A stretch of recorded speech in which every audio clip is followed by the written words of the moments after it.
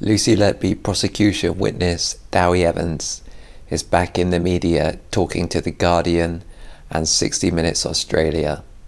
For me, the following statement about Lucy Letby is the most galling of his recent comments. Someone who, in my opinion, should be reviewed in detail by an appropriately trained forensic psychiatrist. The reason this statement is so obnoxious is because Dr. Evans was involved in the Munchausen's by proxy scene in the late 90s and early 2000s, and probably has been involved in other unknown family court cases since, where he clearly did not feel the need to involve an appropriately trained forensic psychiatrist before ripping a family apart.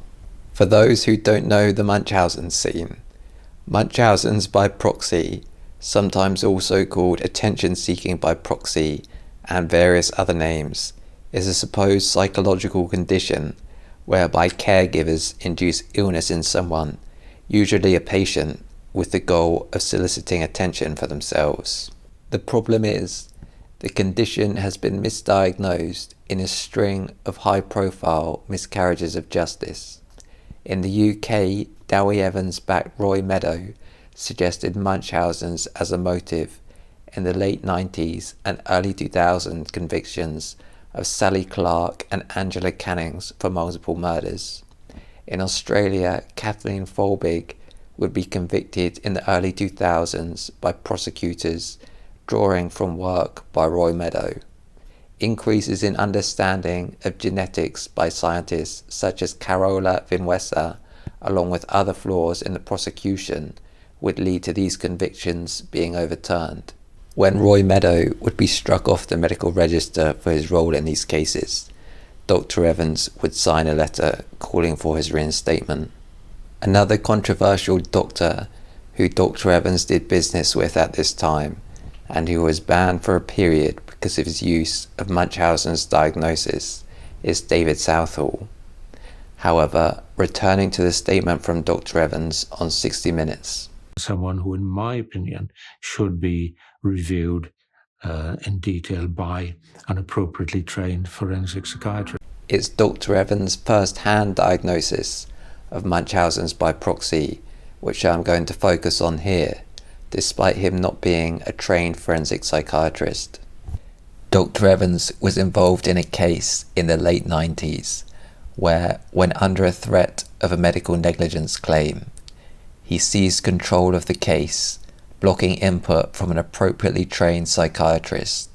He then went on to diagnose the mother as attention-seeking by proxy, leading to separation of the mother and daughter and relocation of the daughter into foster care.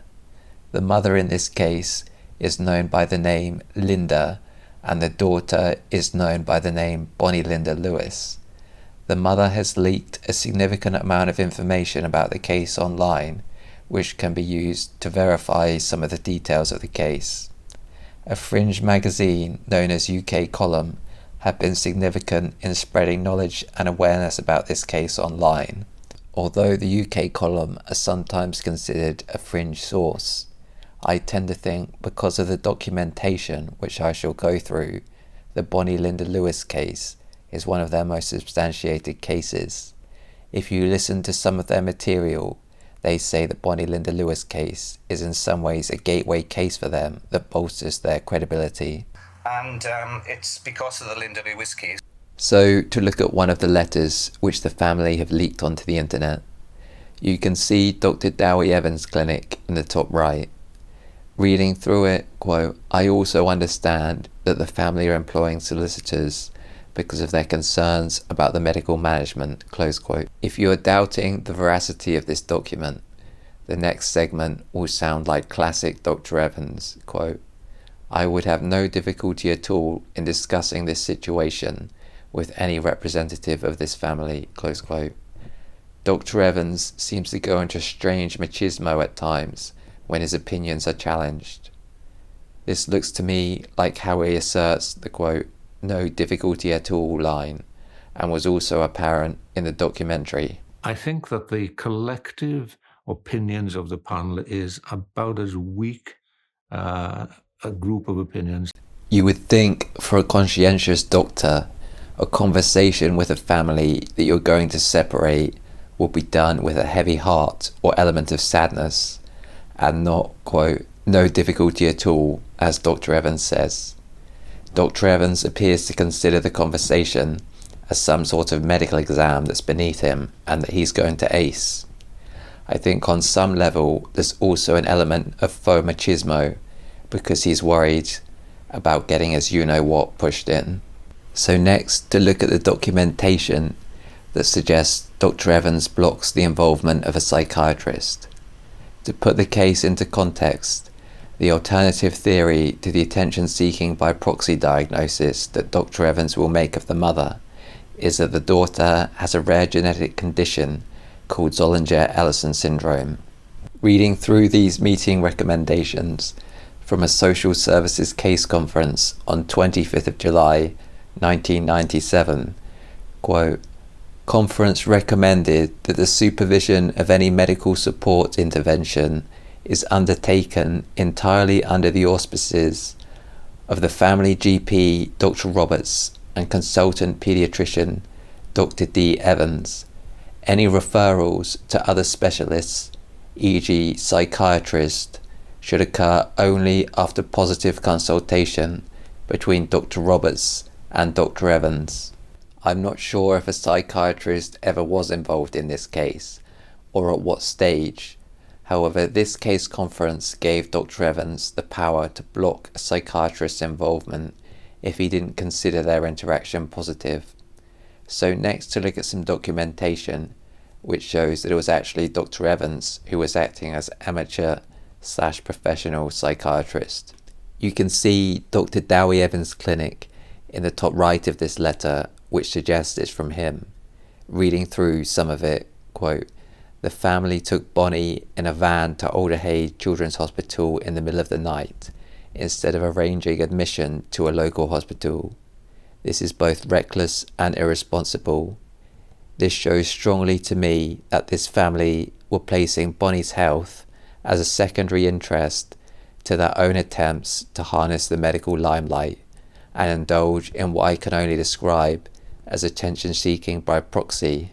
The Bonnie Linda Lewis case isn't the only case where Dr. Evans has usurped the need for a trained psychiatrist. He also has links to David Southall. This is how David Southall reacts when questioned about his own psychiatry training. How do you define emotional abuse? You're a pediatrician. Have you had any psychiatric training? No. Now, to look at one old newspaper article which describes some of the links between Dr. Evans and David Southall. Reading through it, quote, Swansea Singleton Hospital, as in Dr. Evans Hospital, sent a child via Dr. Evans suspected of suffering abuse to the unit, as in David Southall's unit in North Staffordshire. A hidden camera recorded its parent trying to smother the child. Dr. Evans visited the specialist spy camera paediatric clinic in Stoke-on-Trent and spent a day in the children's ward, which has pioneered the use of covert closed-circuit television to trap parents suspected of harming their children. Dr. Evans is consulted by NHS colleagues for an independent second opinion in suspected child abuse cases. On its surface, the way it's described in that article, a psychiatrist would not be needed if there is evidence of a mother smothering a child. Although the idea that parents and children could be funneled to a unit in North Staffordshire and then secretly filmed could be disturbing, the ends could justify the means if there is solid CCTV evidence. However, personally, I would be wary of trusting the likes of Dr. Evans and Dr. Southall when it comes to the interpretation of some of these alleged smothering incidents. Dr. Paul Johnson is an expert witness who often opposed Dr. Southall in trials, and he has very different interpretations to Dr. Southall in many of the cases. So in conclusion, I think there is reason to be skeptical of Dr. Evans' claim that he would like Lucy Letby to be examined by an appropriately trained forensic psychiatrist. I tend to think he's trying to put a brave face on it and in some way tell people he's sure about his evidence, but let me know what you think in the comments.